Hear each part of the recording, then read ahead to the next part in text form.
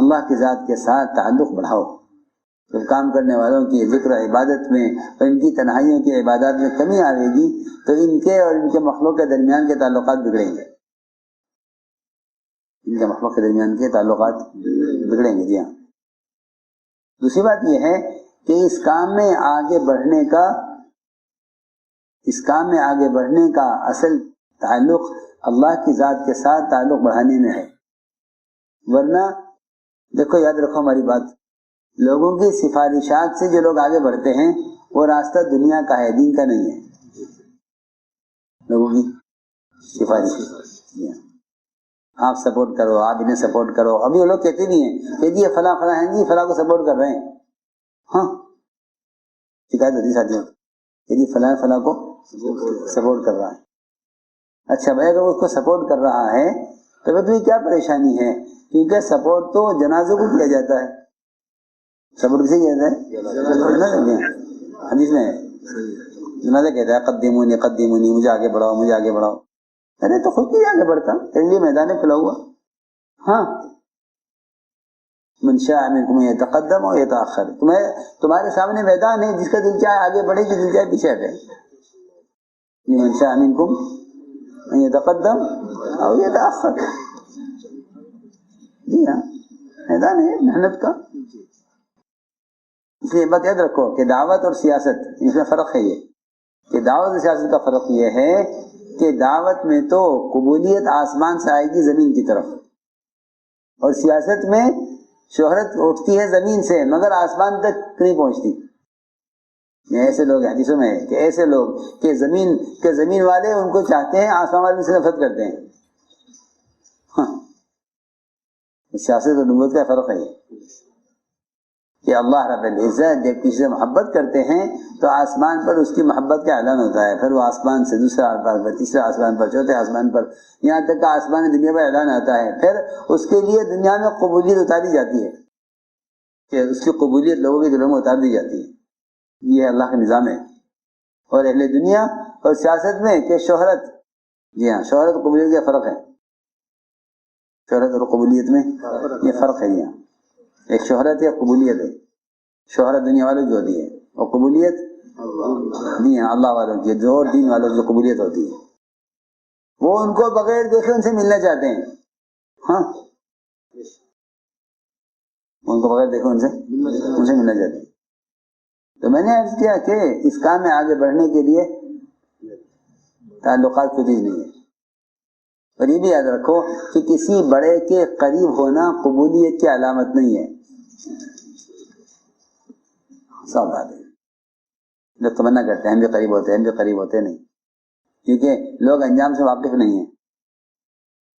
لوگ انجام سے واقف نہیں ہیں. حدیث میں ایک قصہ ہے کہ ایک عورت بچے کو دودھ پلا رہی تھی تو سامنے سے ایک آدمی بہت ہاٹ باٹ کا، بڑے اونچے گھوڑے پر سوار، بہت مالدار، بڑا عہدیدار، وہ گزرا تو میں نے تمنا کی کاش میرا بیٹا ایسا ہو جائے، میرا بیٹا ایسا ہو جائے. بیٹے نے فوراً پستان چھوڑا ماں کا کہ نہیں اللہ مجھے ایسا نہ بنائیے. حدیث سنی نہیں، مجھے ایسا نہ بنائیے. پھر ایک لڑکی کو لے کے جاتے لوگ مارتے ہوئے، تو نے زنا کیا ہے، تو نے چوری کی ہے، اسے مارتے ہوئے لوگ لے جا رہے تھے. تو نے زنا کیا، تو نے چوری کی. تو میں نے کہا اے اللہ میرے بچوں کو ایسا نہ بنائیے. بچے نے پستان چھوڑا کہ نہیں اللہ مجھے ایسا بنا دے جیسی ہے. ہاں تو بچے نے کہا کہ ماں جس کے لیے تو نے تمنا کی ایسا بننے کی، وہ بڑا ظالم آدمی تھا، اور جس کے لیے تو نے تمنا کی کہ ایسا نہ بنے کہ وہ بالکل مظلوم عورت تھی، مظلوم لڑکی تھی. لوگ انجام سے واقف نہیں ہوتے، انجام سے واقف نہیں ہوتے، وہ ظاہر کو دیکھ کر ایسا کر لیتے. دو آدمی حضرت عمر کے پاس آئے، حضرت عمر اکیلے بیٹھے ہوئے تھے. تو ایک دائیں بیٹھ گیا، ایک بائیں بیٹھ گیا. باقی لوگ دیکھیں گے بھائی یہ تو بہت آگے چلے گئے، یہ تو بہت آگے چلے گئے، انہیں کیسے پیچھے کریں، کیا کریں، یہ تو بہت آگے چلے گئے. ہاں جی اسی میں لگے رہے لوگ، وہ بہت آگے چلے گئے، کیا کریں. سنو غور سے، ایک سہیل بن عمرو حارث بن ہشام دونوں حضرت عمر کے دائیں بائیں بیٹھے ہوئے. آپ آنے شروع ہوئے میدان سے محنتیں کر کے, ملکوں سے لوگ جماعتیں واپس کام کر کے. تو جب وہ آگے آئے حضرت عمر نے اسے آہوان سننے چاہے بھائی کام کر کے آ رہے, جو کام کر کے آئیں گے وہ حال لے کر آئیں گے, جو کام کر کے آئیں گے وہ حال لے کے آئیں گے. یہ کیا کر کے آئے؟ انہوں نے حالات سنائے.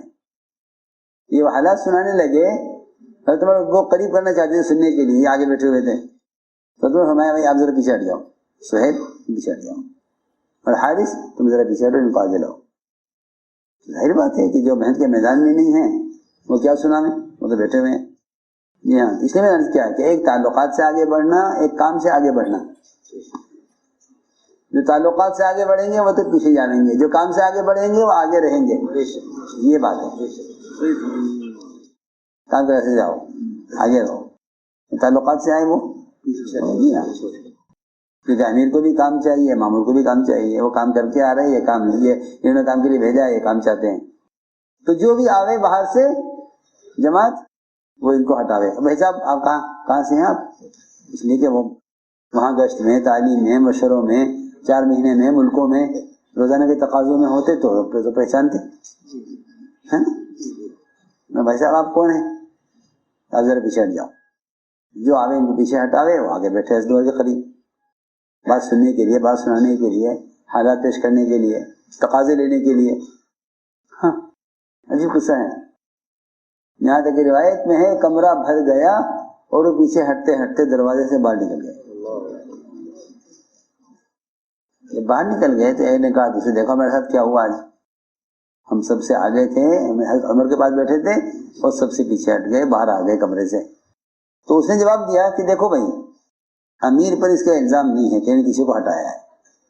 یہ بات اصل ہے, یہ کوئی کسی کو ہٹاتا نہیں ہے. ہماری بات یاد رکھو کہ اس کام میں آدمی معذور تو ہو سکتا ہے, معذور نہیں ہو سکتا. کوئی کام سے معذور ہو جائے تو یہ نہیں ہے معذور, تو معذور نہیں ہو سکتا. انہیں نکال دو, کیا نہیں, کام سے کسی کو نکالا نہیں جاتا.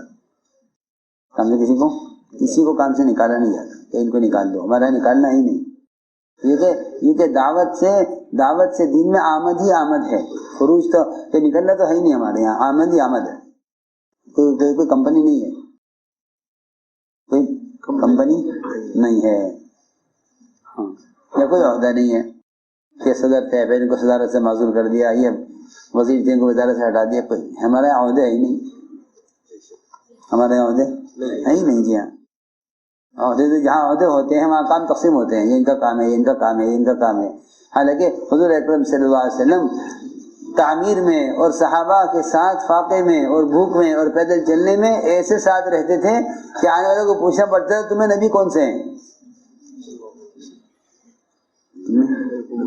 کون ایکم محمد, ایکم ابن عبد المطلب, پوچھتے جانے والے.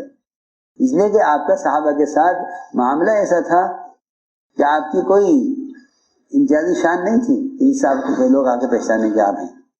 یہ تو ہم نے عرض کیا کہ انہوں نے یہ بات بتائی کہ نہیں جی ہمیں پہ کوئی الزام نہیں ہے. جب سب لوگ چلے گئے تو یہ دوبارہ اندر آئے اور آخر کار مومنین جو ہم سے غلطی ہو گئی تو ہو گئی. آپ تو یہ بتائیے کہ یہ جو آپ کے پاس لوگ آئے تھے ہم ان کے ساتھ کیسے ہو سکتے ہیں, ان کے ساتھ کیسے؟ حضرت نے فرمایا دیکھو بھائی صاف بات ہے کہ دنیا میں تو آپ کے ان کے ساتھ ہو نہیں سکتا کیونکہ یہ بہت آگے چلے گئے کام میں بہت آگے چلے گئے. دنیا میں تو آپ ان کے ساتھ ہو نہیں سکتا. عرض کیا جو حکم دیں گے ہم پورا کریں گے. فرمایا کہ تم دونوں فلاں فلاں ملک میں چلے جاؤ, وہاں دین کی محنت کرتے رہو, وہیں مر جاؤ. تو میں امید کرتا ہوں شاید تمہارا حشر ان کے ساتھ ہو جائے. تمہارا حشر امید کرتا ہوں کہ تمہارا حشر ان کے ساتھ ہو جائے.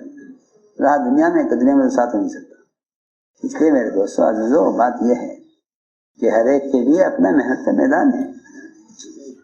سمجھتے تھے کہ ہجرت اور نصرت یہ ایسے دو بازو ہیں کہ پرندہ انہی دو بازوؤں پر خود ترقی کرتا ہے. فضا میں خود ترقی کرتا ہے. یہ اتنی باتیں میں نے عرض کی ہیں. کہ ایک تو اللہ کا خوف اور تقوی، اور تنہائیوں کی عبادتوں کے ذریعے اللہ تعالیٰ کے ہاں اپنے آپ کو قبول کروا لو، اللہ کے اپنے آپ کو قبول کروا لو۔ دوسری بات یہ ہے کہ اس کام میں ساتھیوں کا تعاون کرو، اور تعاون دین کے لیے کرو، ذاتی تعلقات کی وجہ سے نہیں۔ اور تیسری بات یہ ہے کہ قربانیوں سے اپنے آپ کو آگے لاؤ، تعلقات سے نہیں، قربانیوں سے، یہ قربانی سے اپنے آپ کو آگے لاؤ۔ جو آدمی قربانی کے راستے سے آئے گا اس کو اللہ لائیں گے، اس کو اللہ لائیں گے، نہیں اللہ کا کام ہے۔ اس لیے اپنے آپ کو قربانی سے اللہ کے ہاں قبول کروانا ہے، کریں گے انشاءاللہ۔